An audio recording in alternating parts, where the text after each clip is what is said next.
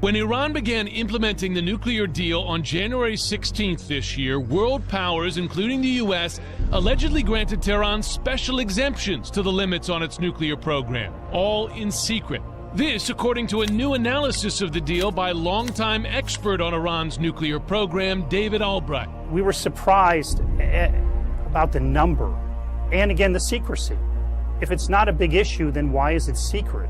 Today, State Department spokesman John Kirby said confidentiality was part of the nuclear agreement from the beginning, and that Congress has been kept in the loop. More broadly, he countered, the Joint Commission has not and will not loosen any of the commitments, and has not provided any exceptions that would allow Iran to retain or process material in excess of its JCPOA limits that it could use in a breakout scenario. In other words, no exemptions, he claims, to the Iran nuclear deal.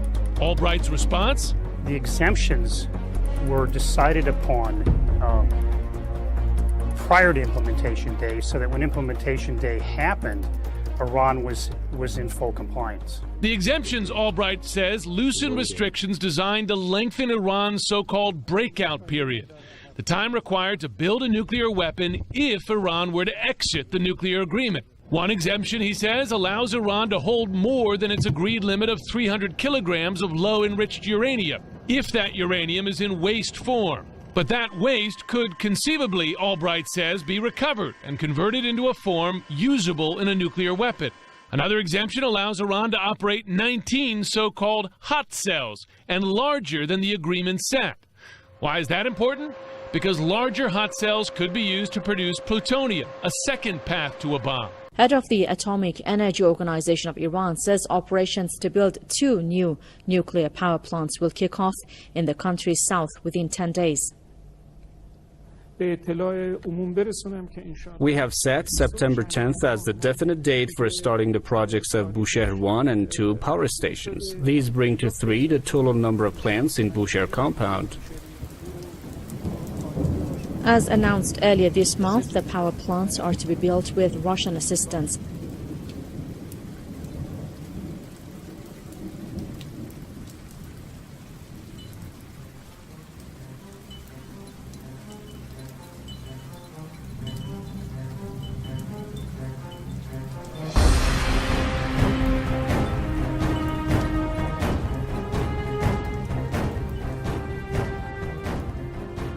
An anonymous source told Radio Free Asia special units have been formed since March to carry the weapons and had been taking part in simulated training exercises with dummy bombs. Outstanding soldiers were selected from each reconnaissance platoon and light infantry brigade to form the nuclear backpack unit the size of a battalion, the source from North Hamgyong province was quoted as saying. The supposed weapons were said to weigh between 10 and 30 kilograms and be able to spray radioactive material, possibly uranium, on the enemy.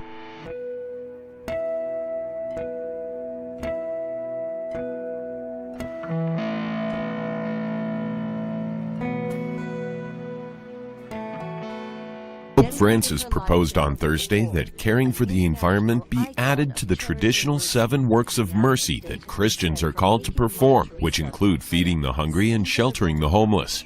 The Pope, who has been a vocal advocate for action against climate change, said the faithful should use the Holy Year to ask forgiveness for their sins against the environment and to acknowledge our sins against creation, the poor, and future generations. The Pope made his comments in a message to mark the Church's World Day of Prayer for the Care of Creation, which he instituted last year to highlight his ecological concerns. With mere months left before leaving the White House, President Barack Obama is in Hawaii on a whistle-stop climate change tour, calling for $10 billion in yearly conservation funding. Thank you, everybody. Please have a seat. From here, I'm going to be traveling to China, where we'll be meeting for the G20 summit, and climate will be a centerpiece of our agenda. Joint U.S.-Chinese leadership on climate was part of the reason that we were able to get Paris done, and I'm going to push to build on that record as long as I occupy this office and probably even after I leave it.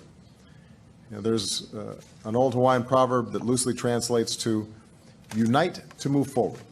More than 1,000 people in East Chicago, Indiana, are scrambling to find new homes. Their entire neighborhood is contaminated with lead and arsenic. The federal government knew about this for years, but apparently no one told the residents until recently. Anna Areola had her 3-year-old son screened for lead today. They just moved to the East Chicago area, and she wanted to make sure he was okay. So far, he's safe. Not the case for 2-year-old Samira Allen, whose lead levels are 6 times higher than normal. Her parents, Chantel and Charles Allen, have lived in the West Calumet neighborhood for 6 years. They say all 5 of their children's lead levels are in the danger zone. I mean, we are walking and living in poison. So I feel like they should be taking this a lot more serious. In 2008, the Environmental Protection Agency declared the West Calumet neighborhood a contaminated Superfund site built on top of an old lead refinery and addressed cleanup options with the city.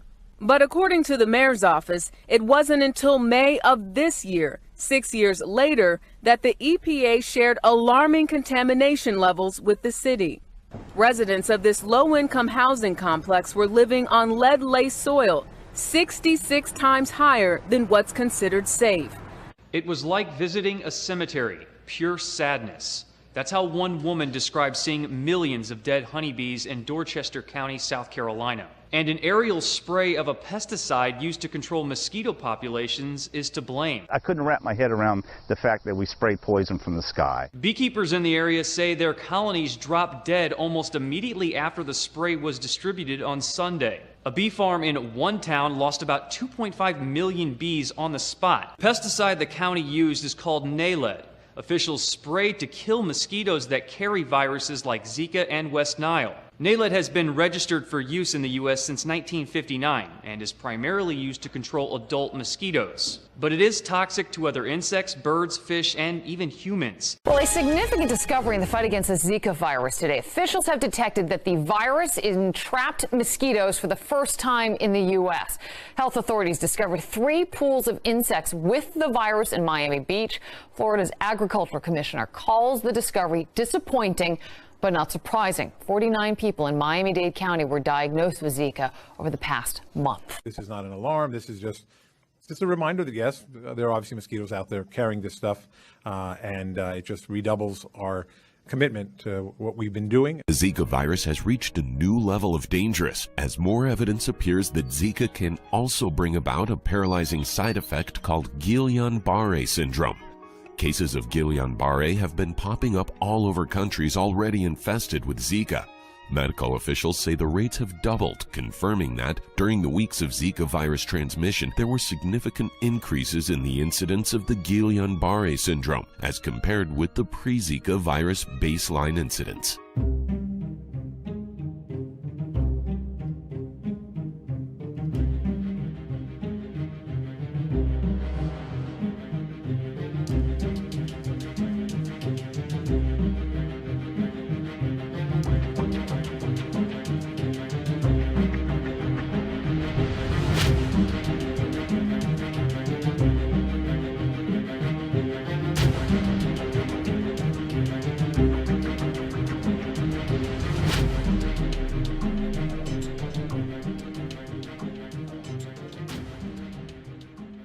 New at 5:30, some important information for parents who have students getting ready to go back to school.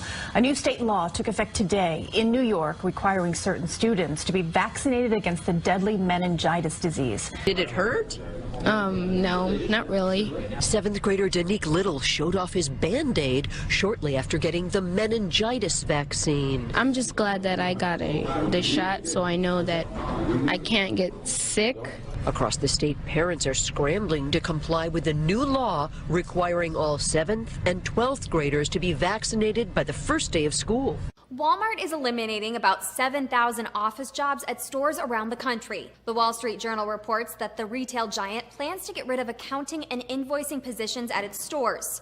Starting next year, those will be handled at a central office or by new money-counting cash recycler machines. Long-term employees usually hold these jobs, and they are often higher paying than most other retail positions. The company has said that many of those employees will be given the opportunity to transfer to customer-facing roles. However, a Walmart spokeswoman told the Wall Street Journal that she couldn't confirm the employees would be able to keep their current wage level.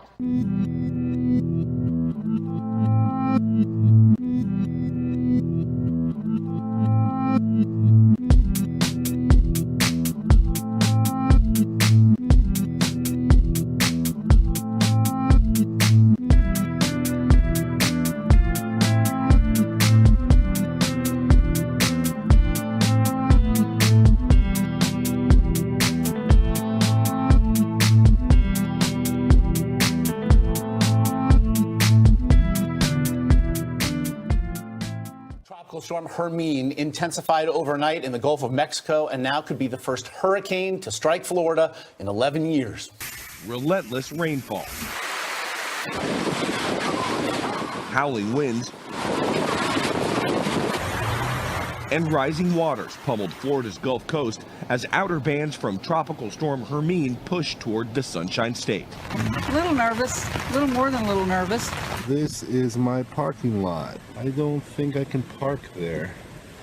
Overnight in Sarasota, voluntary evacuations were underway. Emergency crews navigated through waist-deep water looking for anyone possibly trapped. Officers were actually, they are coming up to me and their gun belts are underwater. They are actually up to here in water.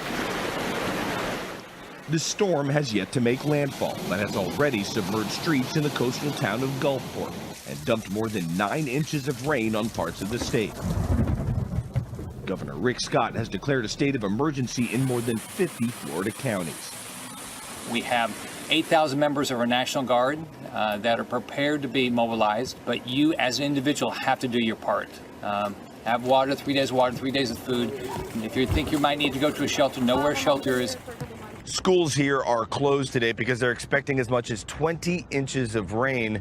And to make matters more difficult, there could even be tornadoes here in Florida and in Georgia.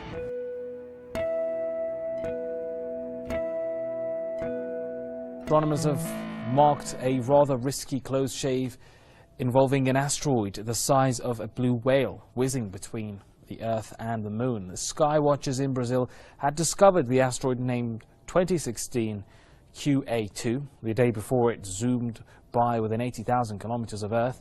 In astronomical terms, the near miss has been interpreted as a hair's breadth.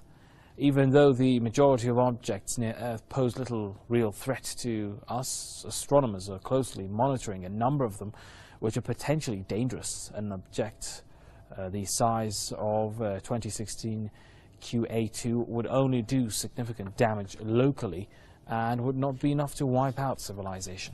According to the U.S. Geological Survey, a 7.1 magnitude earthquake struck early Friday morning off the coast of New Zealand.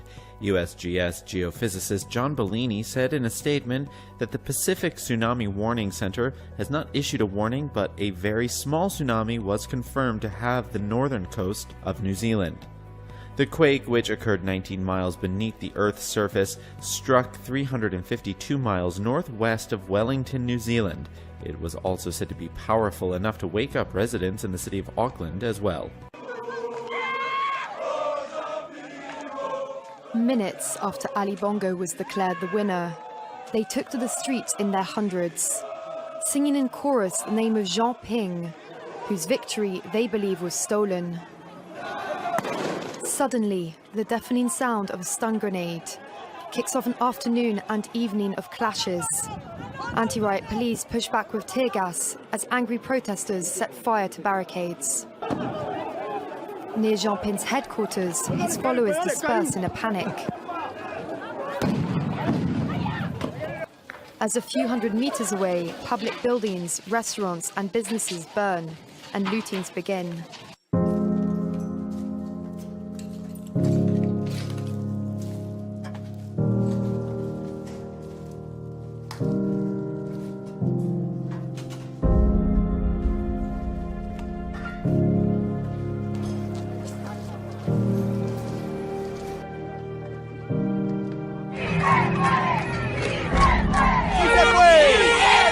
Venezuelans continue to demand President Nicolas Maduro's removal. Thousands protested in the streets of its capital in the great takeover of Caracas on Thursday. Opposition leaders spent weeks traveling the country promoting a peaceful march. And at one point, government officials shut down metro stations and were blocking buses packed with people from entering tunnels into the city. This is the latest attempt to remove Maduro from office, but it's just one part of a greater effort. Voy a luchar hasta el final, hasta donde pueda, por el futuro de mis hijos. The opposition party is in stage 2 of a recall referendum process, and it needs to collect about 4 million signatures to start the recall. But Venezuelans are starving. Mira como yo era de gordo, Mire cuántos huecos le echaba la correa, la dieta de Maduro. They face a recession that has caused hyperinflation, looting, and food shortages. I'm 77 years old, and this is the first time that people are hungry, and they won't admit it because they are Chavistas, she says. Finally tonight, a mother in Tallahassee, Florida, posted online a photograph of her son and his new friend. The photo went viral, and the story behind it is one of the most touching we've heard in a while. Montford Middle School's cafeteria served up something special on Tuesday.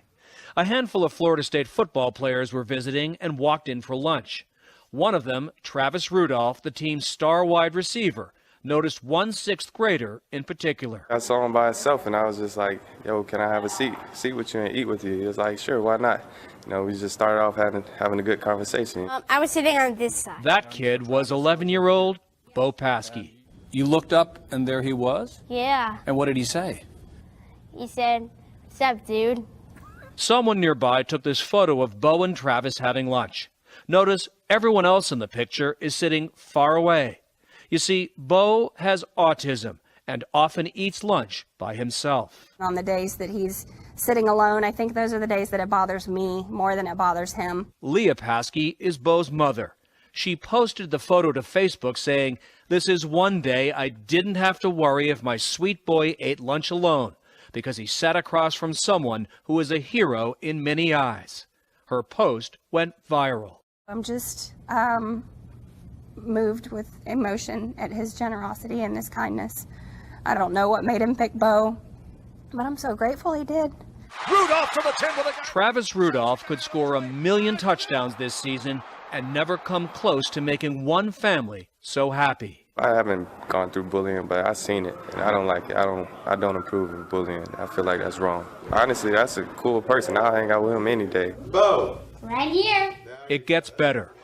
At school today, all the kids wanted to have lunch with Bo. I'm a superstar. Everybody recognizes me.